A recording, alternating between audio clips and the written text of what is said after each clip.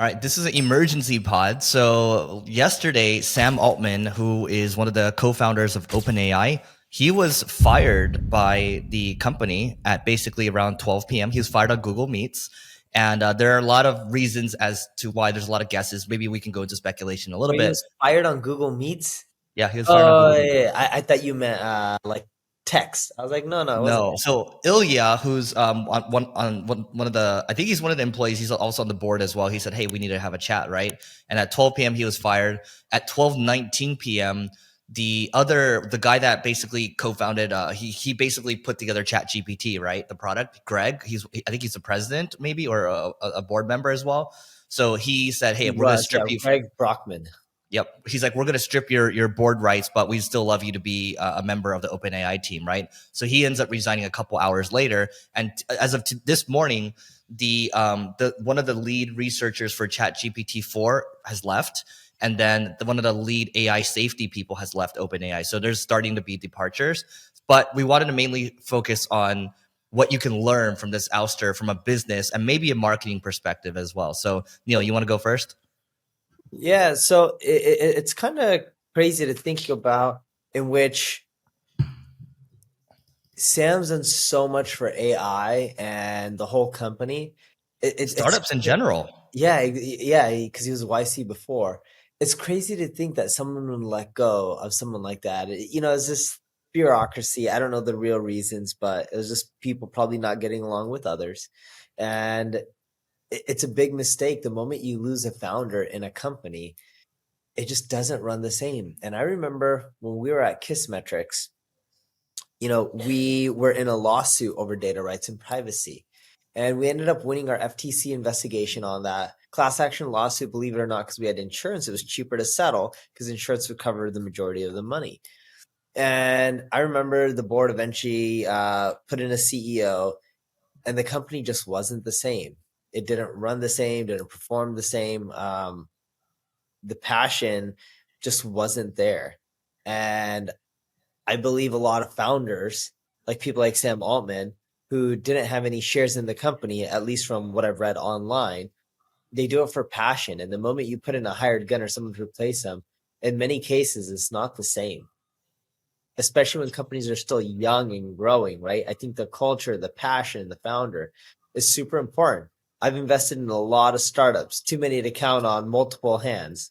And the one thing I would say is, it's not just me, but typically when founders are no longer part of the company, I'm less likely to invest, especially at the early stages. It's like, why?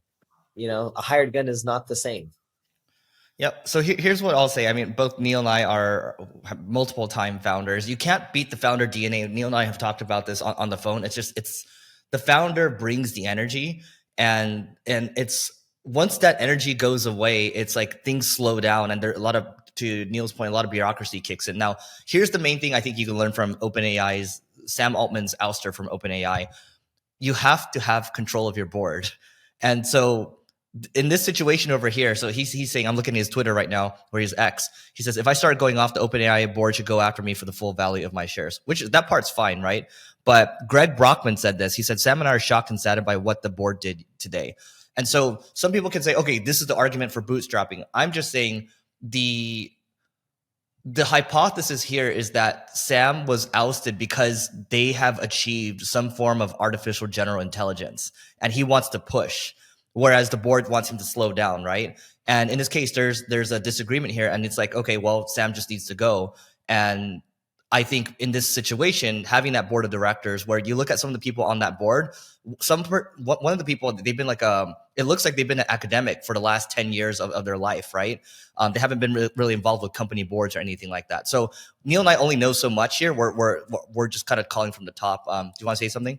If I had to end on one note, it's at the end of the day, the founder DNA is super important. A company without a passionate leader at the very top isn't going to do as well. And yes, a CEO could be passionate and they can grow a business and they can do extremely well, but it takes time to find that passionate CEO who loves the business, the company, and is the right person to lead it to the next phase. Not impossible. There's a lot of CEOs who've actually grown businesses much better than the founders. But at early stages, and OpenAI is still really small. Yes, I know in the grand scheme of things, a lot of visitors, but if you look at how old they are, they're still young and they still have so much growth potential. You know, a CEO is great when you just need to put in an operator to help maintain and slowly grow a big moving ship. Yep. Here, let me share my screen real quick and then we can get out of here. So this would be interesting for some of you to take a look at. You can explore more to your heart's content.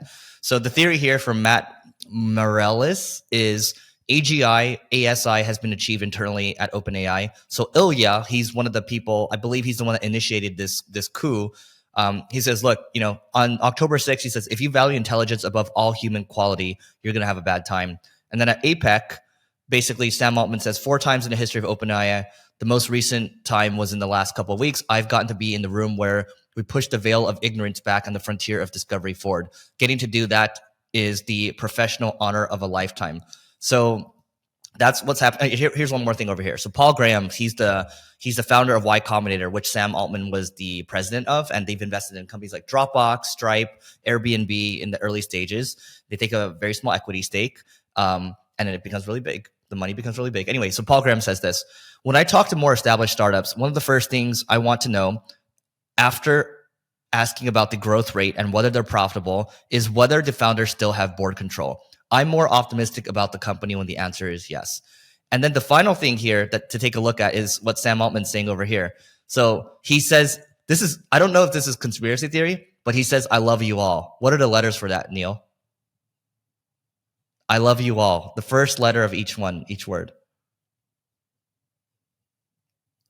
What does that spell out? You're muted. ILUA, Ilya. Exactly, right? What is the reason to say I love you all? So anyway, we're not going to speculate anymore. You guys can take a look at this. There's another post over here from Andrew Coate on the likelihood of it. This is all speculation, but at the end of the day, Neil's saying it's difficult to replace founder energy. What I'm saying is you have to be sure that you have some type of control over your board. So that is it for today. Please don't forget to rate, review, and subscribe, and we'll see you tomorrow.